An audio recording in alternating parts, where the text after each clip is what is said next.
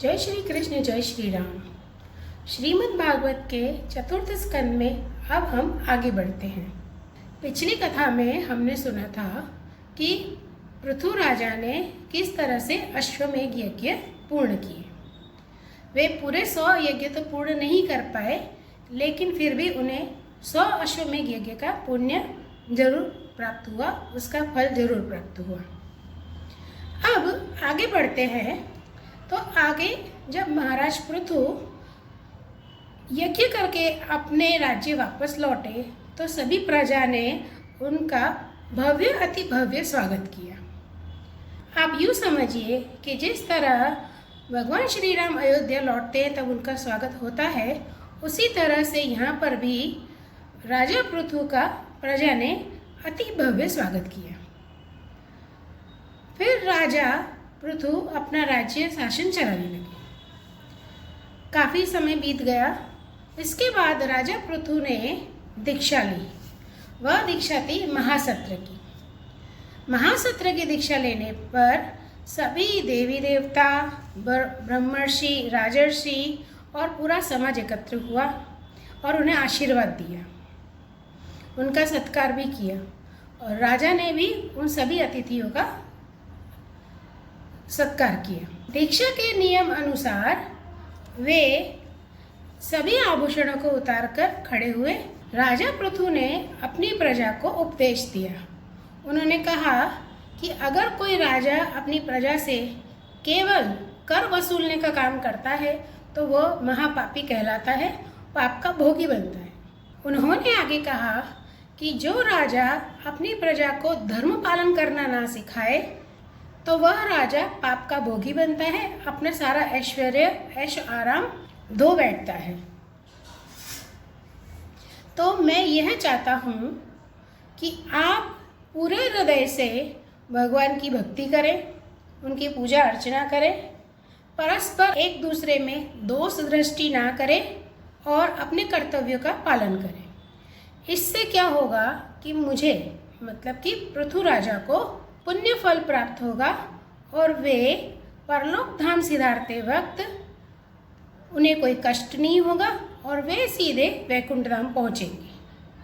उन्होंने अपनी प्रजा से प्रार्थना की कि आप हमेशा सत्कर्म करिए।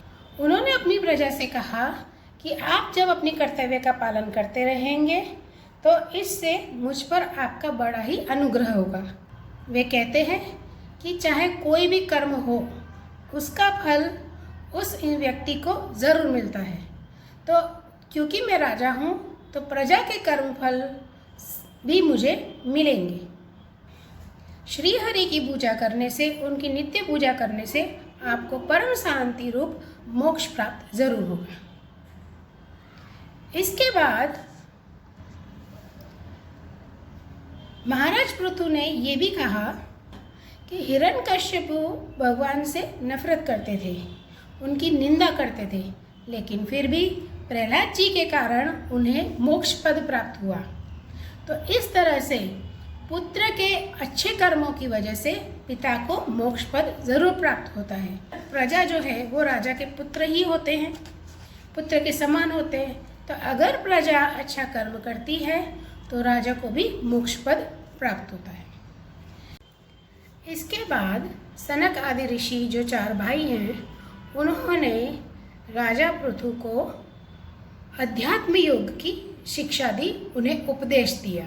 इसके बाद राजा पृथु ने सोचा कि अब मैं वृद्धावस्था की ओर चल दिया हूँ तो अब मुझे वानप्रस्थी हो जाना चाहिए। तब उन्होंने अपनी पत्नी अर्ची के साथ में संसार को त्यागा, गृहस्थ आश्रम का त्याग किया और वानप्रस्थ जीवन जीने के लिए तपोवन की ओर चले गए। वहाँ पर वे पूरे ब्रह्मचर्य का पालन करने लगे और उन्होंने तप करना शुरू किया। शुरुआत के कुछ दिनों में उन्होंने कंद मूल फल खा करके अपना जीवन निर्वाह किया। उसके बाद में वे सूखे पत्ते खा करके जीने लगे और फिर बाद में उन्होंने केवल श्वास पर ही जिंदा रहने का निर्णय लिया। इसके बाद में वे केवल वायु से ही अपना निर्वाह करने लगे। अंत समय आने पर जिस प्रकार सनकादि ऋषि ने उन्हें देह त्याग की विधि बताई थी कि किस तरह से आपको अपनी प्राण वायु छोड़नी है। उसी प्रकार से उन्होंने अपना देह त्याग किया।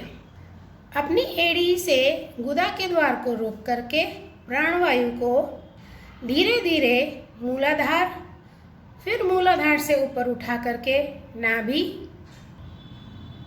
हृदय, वक्षस्थल, कंठ और फिर मस्तक में स्थित किया और फिर धीरे धीरे ऊपर ले जाकर के ब्रह्मरंध्र में जाकर के प्राणवायु को स्थिर किया और फिर उन्होंने अपना देह त्याग किया। उनकी पत्नी अर्ची उनके साथ में ही थी। उन्होंने अपना पत्नी धर्म पूरी निष्ठा से निभाया। अपने पति के देह त्याग करने पर वे बहुत दुखी हुई, वे रोई भी, लेकिन फिर बाद में उन्होंने अपना कर्तव्य पूरा किया। उन्होंने चिता सजाई, उस पर अपने पति राजा पृथु के देह को लिटाया और फिर उन्हें उनके देह को मोक्ष प्रदान किया। सभी विधियों को पूरा करके उन्होंने नदी में स्नान किया। नदी में स्नान करके आके फिर वे अपने पति की जहाँ पर चिता जल रही थी वहाँ गई, अपने दोनों हाथों से प्रणाम किया और वे अग्नि में प्रवेश कर गई। इस तरह से राजा पृथु और उनकी पत्नी अर्ची ने देह त्याग किया और वे परम लोक वैकुंठ धाम सिधार गए। महाराज पृथु के बाद में उनके पुत्र जो बहुत ही यशस्वी थे, जिनका नाम था विजिताश्व, उन्होंने राज्य का कारोबार संभाल लिया। महाराज पृथु के 5 पुत्र थे। उनके नाम हैं विजिताश्व, हर्यक्ष, ध्रुमकेश, वृक और द्रविड़। अब विजिताश्व अपने चारों भाइयों से बहुत स्नेह रखते थे। उन्होंने चारों दिशाओं को अपने भाइयों को दे दिया, एक एक दिशा एक एक भाई को दे दी। उन्होंने एक एक दिशा पर अपने एक एक भाई का अधिकार सौंप दिया। राजा विजिताश्व ने हर्यक्ष को पूर्व दिशा, ध्रुमकेश को दक्षिण दिशा, वृक को पश्चिम दिशा और द्रविड़ को उत्तर दिशा का राज्य सौंप दिया। और उन्होंने इंद्र से अंतर्ध्यान होने की शिक्षा प्राप्त की थी, तो इसकी वजह से उन्हें अंतर्ध्यान भी कहते थे लोग। अब उनकी पत्नी का नाम शिखंडिनी था। विजिताश्व जो है उनकी पत्नी का नाम शिखंडिनी था और उनके 3 पुत्र हुए। उनके नाम हैं पावक, पवमान और सुचि।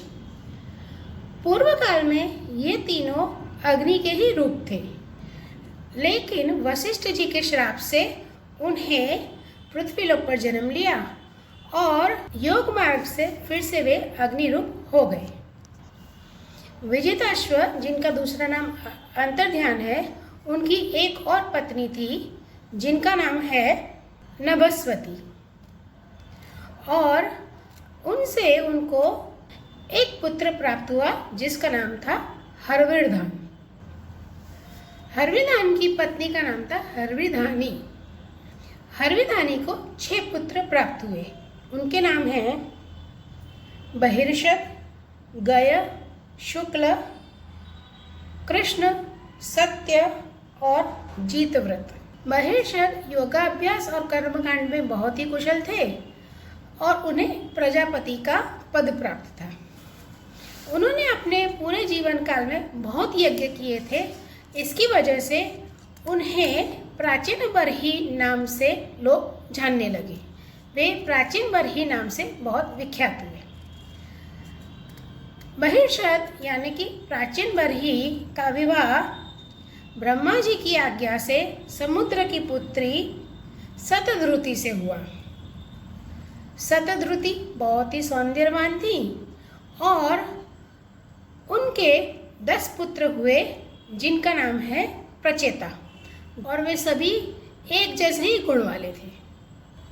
जब पिता ने उन्हें संतान उत्पन्न करने का आदेश दिया तब वे तपस्या करने के लिए समुद्र में चले गए।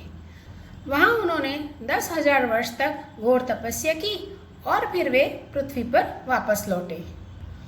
जब वे तपस्या करने के लिए समुद्र की ओर जा रहे थे तब महादेव जी उन्हें मिले। यूँ कहते हैं कि महादेव किसी को नहीं मिलते, बहुत तपस्या करने पर महादेव के दर्शन होते हैं। प्रचेताओं को महादेव के दर्शन हुए तो वे अपने आप को बहुत ही भाग्यशाली मानने लगे। महादेव जी ने उनसे कहा कि क्योंकि आप श्री हरि के परम भक्त हैं और श्री हरि के जो भक्त हैं वो मुझे बहुत प्रिय हैं, तो मैं तुम्हें कुछ उपदेश देना चाहता हूँ, कुछ उपदेश देने के लिए यहाँ आया हूँ। और उन्होंने उनको तत्व ज्ञान का उपदेश दिया। तत्व ज्ञान का उपदेश पाकर सभी प्रचेताओं ने उन्हें नमन किया और फिर उनकी स्तुति की। भगवान शिव ने उन पर प्रसन्न हुए और वे वहाँ से अंतर्ध्यान हो गए। शिव जी के अंतर्ध्यान होने के बाद में सभी प्रचेता समुद्र की ओर बढ़े और उन्होंने पानी में खड़े रह करके 10,000 वर्षों तक तपस्या की, तप किया। 10 पुत्र जब 10,000 वर्षों तक समुद्र में खड़े रह करके तप कर रहे थे, उस वक्त राजा प्राचीन बरही अपने राज्य में अपना राज्य शासन चला रहे थे और वे कर्मकांड में भी बहुत रुचि रखने वाले राजा थे। जब राजा प्राचीन बरही कर्म बंधन में बंधे हुए थे तब नारद जी ने उन्हें दर्शन दिए और उन्हें उपदेश दिया। उन्होंने पुरंजन का उपाख्यान सुनाया। आगे की कथा में हम पुरंजन वाख्यान सुनेंगे। आज की कथा आपको कैसी लगी कृपया कमेंट करके ज़रूर बताइएगा। आपका बहुत बहुत धन्यवाद।